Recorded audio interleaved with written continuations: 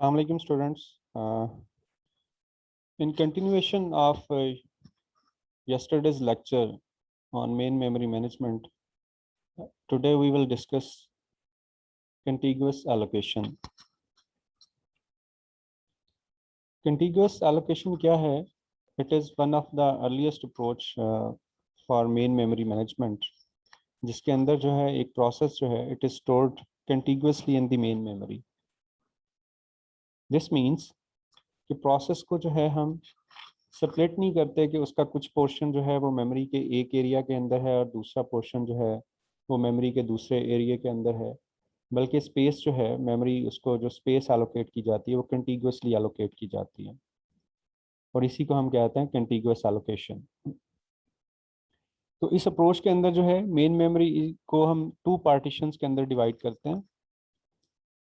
एक पार्टीशन जो है उसके अंदर ऑपरेटिंग सिस्टम स्टोर होता है। यूजुअली जो है ऑपरेटिंग सिस्टम जो है वो लो मेमोरी के अंदर स्टोर होता है। Low memory means the memory area which starts from the address 0, उसको हम लो मेमोरी कहते हैं। और ऑपरेटिंग सिस्टम के बियॉन्ड जो है जो memory area remaining memory area होता है that is known as the high memory.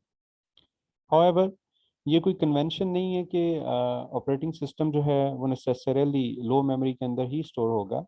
It could be stored in the high memory as well, but typically जो है ऑपरेटिंग सिस्टम को लो मेमोरी के अंदर ही स्टोर किया जाता है। उसकी रीज़न क्या है? बिकॉज के जो इंटरप्ट वेक्टर होता है वो हमारा नॉर्मली लो मेमोरी एरिया के अंदर होता है। जब बूट टाइम पे सिस्टम बूट होता है तो जो बूटस्ट्रैप प्रोग्राम है वो इंटरप्ट वेक्टर जो है उसको लोड करता है लो मेमोरी एरिया के अंदर, और इसी तरह जो है वो फिर ऑपरेटिंग सिस्टम को भी उसके बाद जो है after storing the interrupt vector वो ऑपरेटिंग सिस्टम को स्टोर करता है लो मेमोरी एरिया के अंदर। अब जो rest of the memory area है which is known as the high memory area, इस मेमोरी एरिया के अंदर जो है वो यूजर प्रोसेसेस जो है वो स्टोर किए जाते हैं। So each process in the high memory area it has a single contiguous section of the memory. तो हर प्रोसेस को इस जो जो हमारा रिमेनिंग मेमोरी एरिया है इसके अंदर जो कंटिग्यूअसली जो है वो मेमोरी स्पेस एलोकेट की जाती है।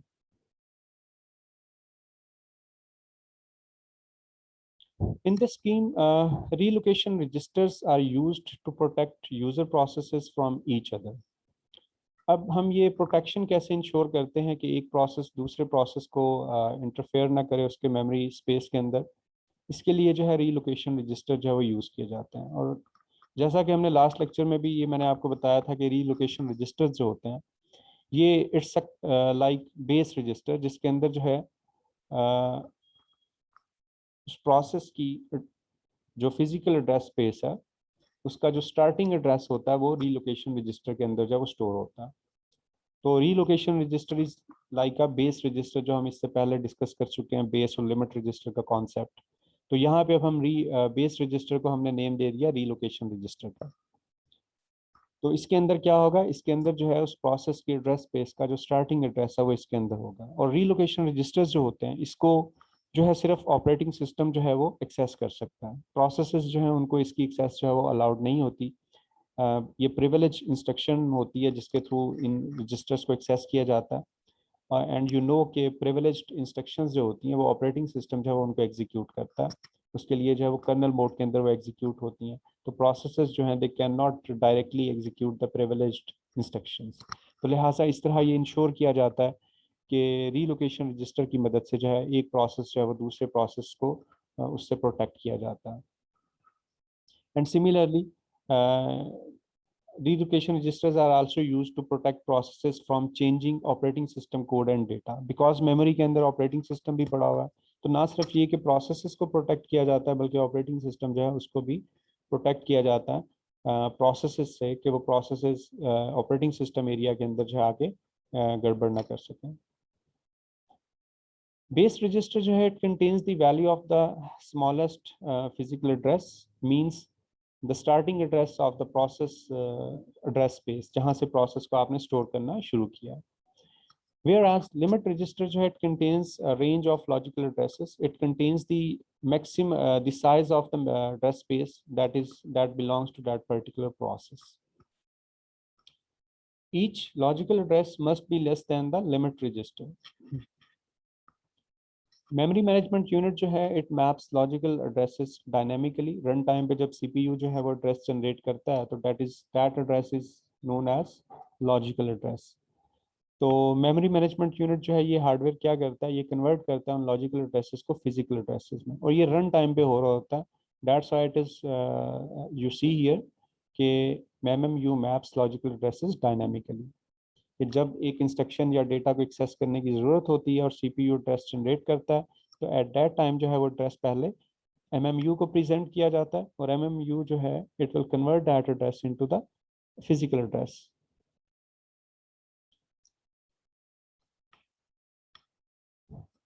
This scheme जो है, it allows actions such as kernel code being transient and kernel changing size. This means kernel जो है वो हमारा सारे का सारा जो है वो लोड नहीं होता मेमोरी के अंदर. कर्नल के वो पोर्शन जो कि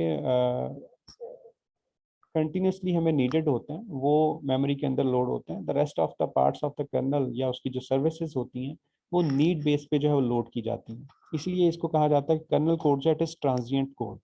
ट्रांजिएंट मीन कि code will be loaded on demand basis. For example, जो डिवाइस ड्राइवर्स होते हैं, अब ये कोड जो होता है, ये जो सर्विसेज होती हैं, ये डिमांड बेसिस पे लोड की जाती हैं. फॉर एग्जांपल, प्रिंटर के ड्राइवर्स हैं. ये नहीं है कि जब ऑपरेटिंग सिस्टम लोड होगा तो प्रिंटर ड्राइवर्स भी उसके साथ ही लोड कर दिए जाएंगे मेमोरी के अंदर.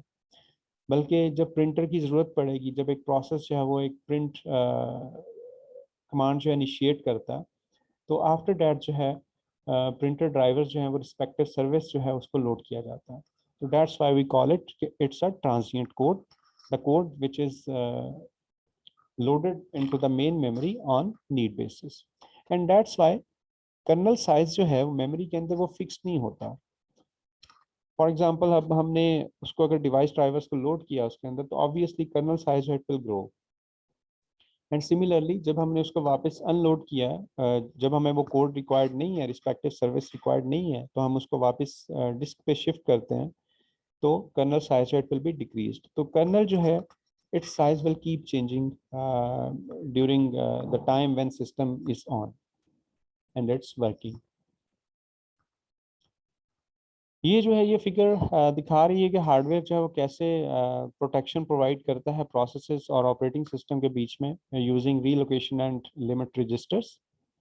As you can see here, CPU जो है it will generate a logical address.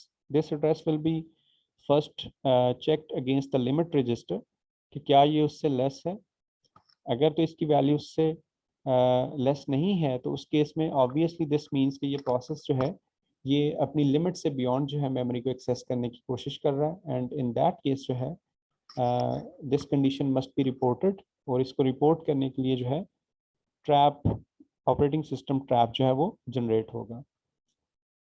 However, अगर ये लॉजिकल एड्रेस जो है ये लिमिट रजिस्टर से लेस है, इन दैट केस जो है नेक्स्ट क्या किया जाता है कि इस लॉजिकल एड्रेस को ऐड किया जाता है रीलोकेशन रजिस्टर वैल्यू के अंदर. अब रीलोकेशन रजिस्टर के अंदर क्या पड़ा हुआ है, उसके अंदर बेस एड्रेस पड़ा हुआ है. तो बेस एड्रेस के अंदर हमने ये एक्चुअली ये ऑफसेट एड्रेस ऐड कर दिया है. तो this way physical address will be generated that will be used to access the main memory. के मल्टीपल पार्टीशन एलोकेशन के अंदर क्या हो रहा है, because in multi-programming environment we know that there are multiple processes that will be stored in the main memory.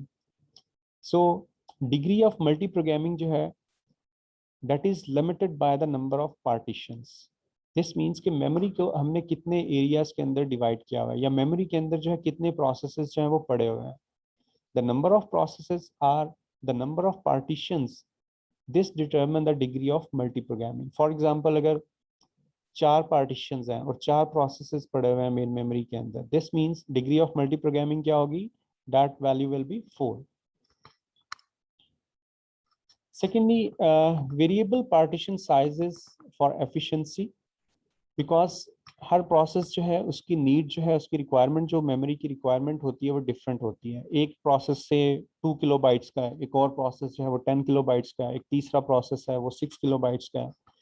तो ये जो पार्टीशंस होती हैं, these partitions are not fixed in size, rather these are variable size partitions, and every process will be allocated memory as per the requirement of that process, कि उसकी memory requirement क्या है, उसकी memory needs क्या है। अब इसका जो है disadvantage जो है वो इस variable partition size scheme का जो है वो क्या होता है। holes will be generated in the main memory। hole क्या होता है? hole is a block of available memory। ये फ्री मेमोरी का एक एरिया होता है, उसको हम होल कहते हैं। And obviously there will be number of holes in the main memory. जब एक प्रोसेस जो है उसने अपनी एग्जीक्यूशन फिनिश की और हम उसको वापस जो है उसकी मेमोरी स्पेस जो वो फ्री करते हैं, तो एक होल क्रिएट हो जाएगा, यानी एक मेमोरी एरिया फ्री हो जाता है। This memory area will be known as a hole. Now there will be holes of various sizes which are scattered throughout the memory, because processes जो हैं, जो जिनकी हम स्पेस डी एलोकेट कर रहे हैं, जब उन्होंने अपनी एग्जीक्यूशन फिनिश कर ली, अब उन प्रोसेसेस के साइज डिफरेंट थे, तो ऑब्वियसली जो freed space memory space free कर रहे हैं वो भी डिफरेंट साइजेस की होगी। So due to this reason there will be holes of different sizes, and these holes will be scattered throughout the memory. This means because ये जरूरी नहीं है कि प्रोसेसेस एक सीक्वेंस के अंदर जो अपनी एग्जीक्यूशन फिनिश करें। हो सकता है एक प्रोसेस जो कि मेमोरी के एंड पे पड़ा हुआ है वो पहले एग्जीक्यूशन फिनिश कर लेता है, फिर एक वो प्रोसेस जो ऑपरेटिंग सिस्टम के साथ स्टोर था उसने अपनी एग्जीक्यूशन फिनिश कर ली। तो that's why these holes will be scattered in the memory. As you can see here in this figure, there is operating system stored in the memory along with 3 processes. Process 5 है, process 8 है, and process 2 है।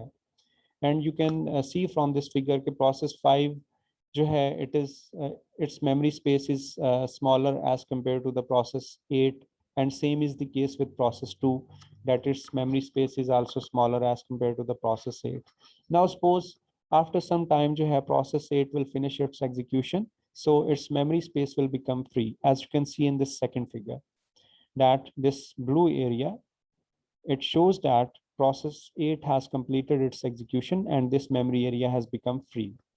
Now suppose while process 5 and process 2 are still in the main memory and yet they have not completed their execution, there comes another process, process 9, and this process will be allocated memory from this hole। ये जो एक hole create हो गया था, इसमें से इस process 8 को जितनी भी इसकी requirement थी उतनी memory allocate कर दी हमने। As you can see in this figure 3, process 9 has been allocated memory from this available hole।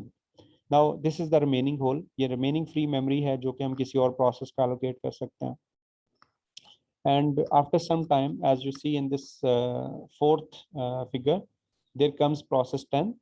process number 10 जो है it has entered the system, so we will allocate memory to this process from this available memory।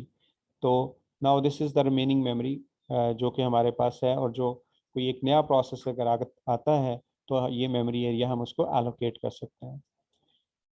लेकिन यहाँ पे से एक ऐसा process आ जाता है, while these processes are running, they are stored in the main memory, there comes another process, say process 11 जो है वो आ जाता है, and the requirement of this process is more than this available memory, तो obviously this process cannot be stored in the main memory, because उसकी memory requirement अगर इस available memory से ज़्यादा है तो उसको यहाँ पे store नहीं किया जा सकेगा। So when a process arrives in the system, it will be allocated memory from a hole which is large enough to accommodate it। Process exiting frees its partition। अगर एक प्रोसेस है वो अपनी एग्जीक्यूशन फिनिश कर लेता है तो उसकी पार्टीशन फ्री हो जाएगी, उसका मेमोरी एरिया फ्री हो जाएगा, and adjacent free partitions will be combined. This means for example process 5 and process 9 जो है, if these two processes they finish their executions first, for example process 5 ने अपनी execution finish की, तो ये memory area जो है ये free हो जाएगा। उसके बाद प्रोसेस 9 जो है ये अपनी एग्जीक्यूशन फिनिश करता है, तो ये मेमोरी एरिया भी फ्री हो जाएगा. Now these two memory areas or these two partitions will be combined to make a larger whole. अब सपोज करें एक और सिचुएशन सिनेरियो देखते हैं कि अगर हमारे पास सपोज यही जो है सिनेरियो है कि जिसमें ऑपरेटिंग सिस्टम है, मेमोरी के अंदर प्रोसेस 5 है, 9 है, 10 है और प्रोसेस नंबर 2 है, and this is the free memory. Now suppose process 5 has finished its execution. Now this memory also becomes available. However, this partition, free partition, is not adjacent to this free partition. So these two partitions cannot be combined into one whole because बीच में जो है process 9 है, process 10 है. Now we suppose के there comes another process, process 7, and the requirement of this process 7 is memory requirement is such that कि इसको जो है say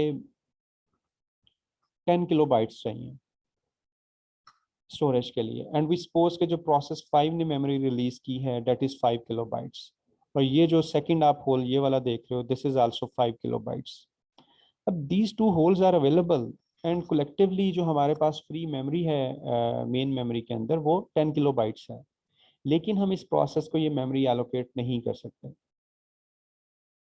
can you guess why can't we allocate this 10 kilobytes to this new process for process 7 जिसकी requirement भी 10 kilobyte है? The reason is because these two holes are not adjacent. Though 10 kilobytes are available, but they are available in two chunks. 5 kilobytes के हमारे पास दो chunks हैं. तो चूंकि हम contiguous allocation scheme है हमारी, तो contiguous allocation means कि वो जो आप मेमोरी स्पेस allocate करेंगे that should be contiguous space, उसके अंदर जो है ब्रेक नहीं होना चाहिए. तो लिहाजा हम जो है इस नए आने वाले प्रोसेस को जिसकी रिक्वायरमेंट 10 किलोबाइट्स है इसको मेमोरी एलोकेट नहीं कर पाएंगे, क्योंकि हमारे पास जो अवेलेबल मेमोरी है वो कंटिगुअस नहीं है, वो होल्स हैं जो कि स्कैटर्ड हैं. दाओ कलेक्टिवली वो होल्स जो हैं वो रिक्वायरमेंट पूरी कर रहे हैं इस नए प्रोसेस की, लेकिन वो कंटिगुअस नहीं है. So this process must wait until there enough memory becomes available in the system. सो इन दिस केस जो है जो कंटिगुअस हमारी एलोकेशन स्कीम है इसमें ऑपरेटिंग सिस्टम का रोल क्या है कि operating system will maintain information about the allocated partitions as well as information about the free partitions, the holes जिनको हम होल कह रहे हैं. तो ऑपरेटिंग सिस्टम के पास ये सारा जो है वो इंफॉर्मेशन ये होगी कि कितनी मेमोरी जो है उसने एलोकेट कर चुका है, किस प्रोसेस को कर चुका है, कौन सी मेमोरी एरिया फ्री है, कितना मेमोरी, उसका साइज क्या है, ये सारी इंफॉर्मेशन जो है it will maintain this information so that ये दूसरे प्रोसेसेस जो है उनको अकोमोडेट कर सके मेमोरी के अंदर.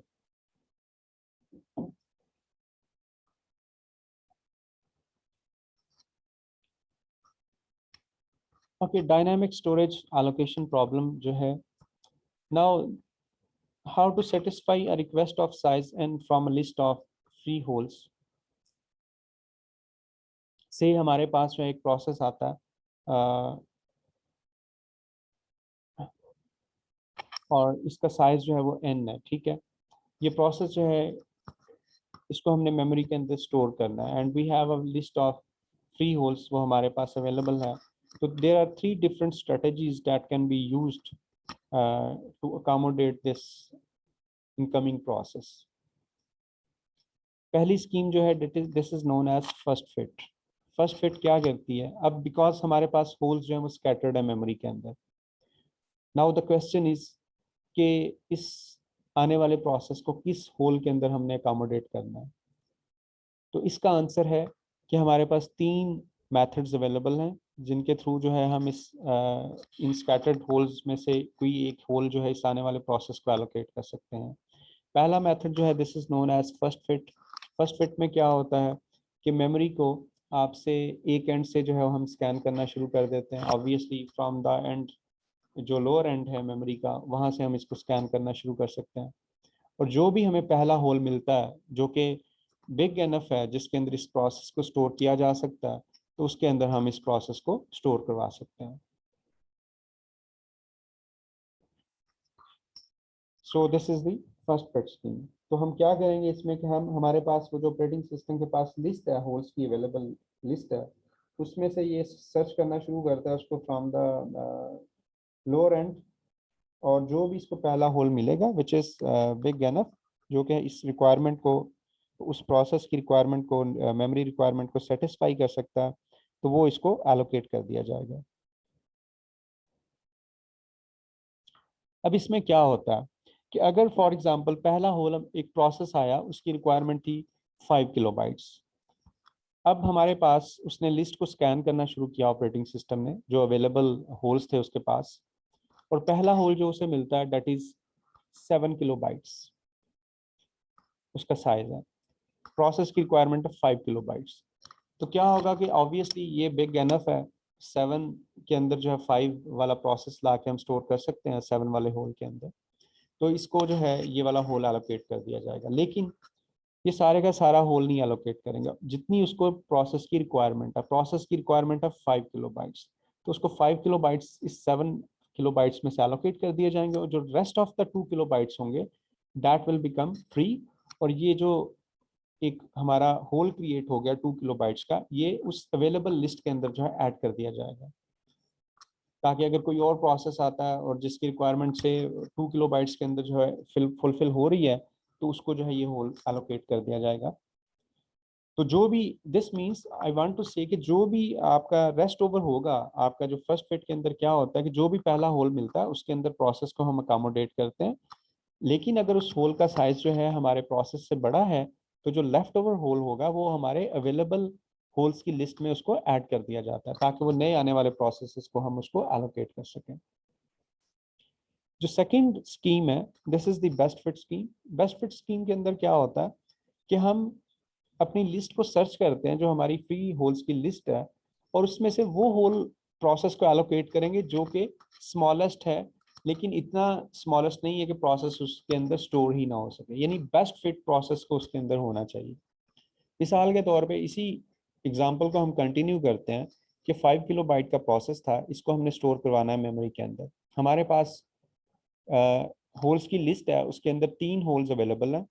एक होल है, पहला होल, जिसका साइज जो है से 10 किलोबाइट्स है। दूसरा होल है, उसका साइज जो है वो 7 किलोबाइट है। और थर्ड होल है जिसका साइज से 6 किलोबाइट है। अब इसमें से बेस्ट फिट का मतलब ये है कि जिसके अंदर प्रोसेस बेस्ट फिट हो रहा है, जो स्मॉलेस्ट है, लेकिन इतना स्मॉलेस्ट नहीं है कि प्रोसेस उसके अंदर आ ही ना सके, यानी ऑलमोस्ट उसका साइज जो है प्रोसेस के साइज के या तो इक्वल होना चाहिए या उससे थोड़ा सा बड़ा होना चाहिए। तो अब इनमें से जब वो होल जिसका साइज 6 किलोबाइट है, वो एलोकेट किया जाएगा इस प्रोसेस को। पहले वाला होल 10 किलोबाइट, उसको हम रिजेक्ट कर देंगे क्योंकि ये बहुत बड़ा है, ये बेस्ट फिट नहीं हो रहा है इसके अंदर प्रोसेस। दूसरा जो है 7 किलोबाइट वाला होल, इसको भी रिजेक्ट कर देंगे क्योंकि उससे भी छोटा हमें एक अवेलेबल है 6 किलोबाइट का, जिसके अंदर प्रोसेस जो है ये फिट किया जा सकता है। लिहाजा ये 5 किलोबाइट्स जो है, ये प्रोसेस, इसको इस 6 किलोबाइट वाले होल के अंदर हम एडजस्ट करेंगे, और जो रिमेनिंग लेफ्ट ओवर होल होगा 1 kilobyte, that will be added to the free list of that will be added to the list of free holes. अब इस स्कीम का एडवांटेज क्या है बेस्ट फिट का? बेस्ट फिट का एडवांटेज हमें ये है कि it will produce the smallest left over hole, कि जो हमारा लेफ्ट ओवर होल होगा, यानी जो रिमेनिंग होल बचेगा, जब हम प्रोसेस को उस होल के अंदर अकोमोडेट कर देते हैं, और जो रिमेनिंग फ्री मेमोरी बचेगी वो हमारी स्मॉलेस्ट होगी।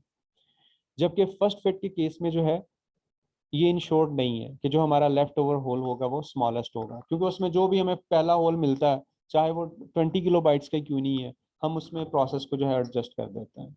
तो उस केस में लेफ्ट ओवर जो है यू कैन सी वो स्मॉलेस्ट भी हो सकता है और वो लार्जेस्ट भी हो सकता है, डिपेंडिंग अपॉन कि जो हमें पहला होल मिला उसका साइज क्या था।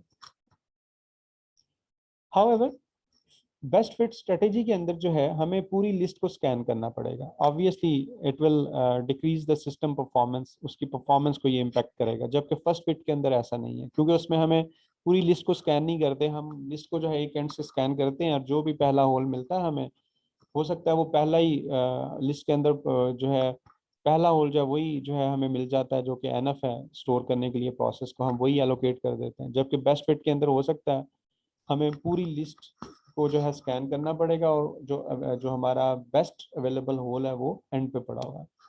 तो इस केस में सिस्टम की एफिशिएंसी जो है वो ऑब्वियसली सफ़र करेगी, लेकिन इन टर्म्स ऑफ जो लेफ्ट ओवर होल है, बेस्ट फिट स्ट्रेटेजी जो है it provides improvement over the first fit strategy.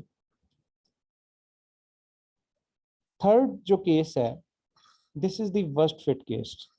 Worst fit case जो है इसके अंदर क्या होता है, we allocate the largest hole, यानी इसके अंदर जो है हमने opposite to the best fit करते हैं। बेस्ट फिट में हमने स्मॉलेस्ट होल देखा था, इसके अंदर हम लार्जेस्ट होल देखते हैं कि जो सबसे बड़ा होल होगा हमारी उस फ्री होल्स की लिस्ट में, वो हम इसको एलोकेट कर देंगे।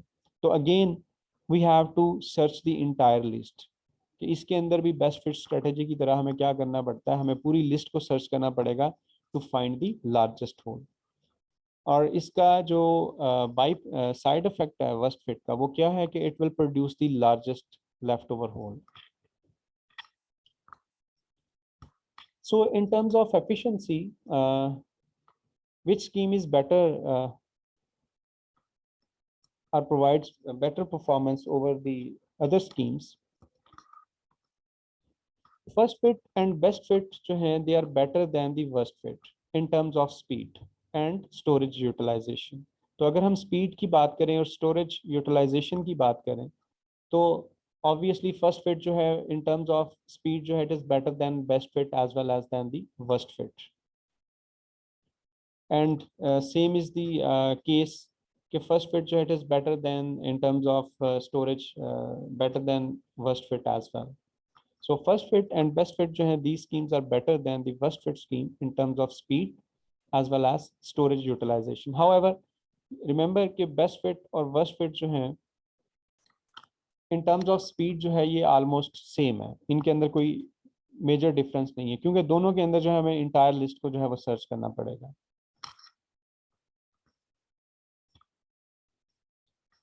ओके, फ्रेगमेंटेशन, ये जो होल्स का हमारा ये जो कंटिग्यूअस एलोकेशन मेमोरी एलोकेशन स्कीम है, तो ये जो हम होल्स की बात कर रहे हैं कि हमारे पास जो है लेफ्ट ओवर होल्स होते हैं, दीज होल्स जो हैं they create a problem which is known as fragmentation. दो तरह की जो है फ्रेगमेंटेशन होती है, external fragmentation and internal fragmentation. External fragmentation का मतलब ये है कि हमारे पास जो है we have total memory space exist to satisfy a request but it is not contiguous. Means कि हमारे पास मेमोरी के अंदर जो है होल्स अवेलेबल हैं, 3 होल्स अवेलेबल। फॉर एग्जांपल हमारे पास मेमोरी के अंदर 3 होल्स अवेलेबल हैं। पहला होल जो है वो से 6 किलोबाइट का है, दूसरा होल जो है वो 3 किलोबाइट का है, और थर्ड होल जो है वो 1 किलोबाइट का है। तो ये 3 होल्स हैं, लेकिन ये कंटिग्यूअस नहीं है, ये स्कैटर्ड है मेमोरी के अंदर। और हमारे पास एक प्रोसेस आता है जिसकी रिक्वायरमेंट है 10 किलोबाइट्स, यस, से उसकी रिक्वायरमेंट है 9 किलोबाइट्स। अब इस प्रोसेस को हम मेमोरी स्पेस एलोकेट नहीं कर पाएंगे, आल्दो हमारे पास मेमोरी के अंदर 10 किलोबाइट्स फ्री स्पेस के अवेलेबल हैं, लेकिन वो होल्स स्कैटर्ड हैं। क्योंकि पहला होल मैंने कहा उसका साइज क्या है 6, दूसरे होल का साइज क्या है दैट इज 3, और तीसरा होल उसका साइज 1 किलोबाइट है। तो इन टोटल हमारे पास 10 किलोबाइट्स फ्री स्पेस के अवेलेबल हैं मेन मेमोरी के अंदर, और जो प्रोसेस हमारा है उसकी रिक्वायरमेंट थी से 9 किलोबाइट्स। हम इसको एलोकेट कर सकते हैं स्पेस, लेकिन नहीं कर पाएंगे क्योंकि हमारे होल्स जो हैं वो स्कैटर्ड हैं, कंटिग्यूअस स्पेस अवेलेबल नहीं है। ये जो होल्स हैं ये कंटिग्यूअस नहीं है। तो इस प्रॉब्लम को हम कहते हैं एक्सटर्नल फ्रेगमेंटेशन। यानी हमारे पास मेमोरी स्पेस तो अवेलेबल है जो कि एक प्रोसेस की मेमोरी रिक्वायरमेंट को सेटिस्फाई कर सकती है, लेकिन वो क्यों नहीं कर सकती या हम क्यों नहीं कर पा रहे, क्योंकि वो स्पेस जो है वो कंटिग्यूअस नहीं है। दूसरी जो फ्रेगमेंटेशन की टाइप है that is internal fragmentation. Internal fragmentation means कि allocated memory may be slightly larger than the requested memory. For example हमारे पास प्रोसेस है जिसको 6 किलोबाइट्स चाहिए फ्री स्पेस की, और हमारे पास एक होल है 7 किलोबाइट का। तो हम ऑब्वियसली इस प्रोसेस को 6 किलोबाइट्स एलोकेट कर सकते हैं, और जो 1 किलोबाइट जो है वो लेफ्ट ओवर होल होगा। अब ये होल इतना छोटा है कि ये किसी और आने वाले प्रोसेस की रिक्वायरमेंट को सेटिस्फाई नहीं कर सकता, अनलेस कि वो प्रोसेस है उसको 1 किलोबाइट से लेस चाहिए हो या 1 किलोबाइट चाहिए हो। तो इसको कहते हैं, इस प्रॉब्लम को कहते हैं इंटरनल फ्रेगमेंटेशन, कि आपकी एलोकेटेड मेमोरी जो है, जो आप प्रोसेस को मेमोरी एलोकेट करने जा रहे हैं, जो आप उसको होल एलोकेट करने जा रहे हैं, that is slightly larger than the requested memory. तो इस केस में एक लेफ्ट ओवर होल जो है वो क्रिएट होगा, जो कि बहुत छोटा हो सकता है और ये किसी और प्रोसेस की रिक्वायरमेंट को पूरा नहीं कर सकेगा। So in internal fragmentation the size difference is memory internal to a partition but not being used, कि ये जो है ये किसी के इस्तेमाल में भी नहीं आ सकेगा।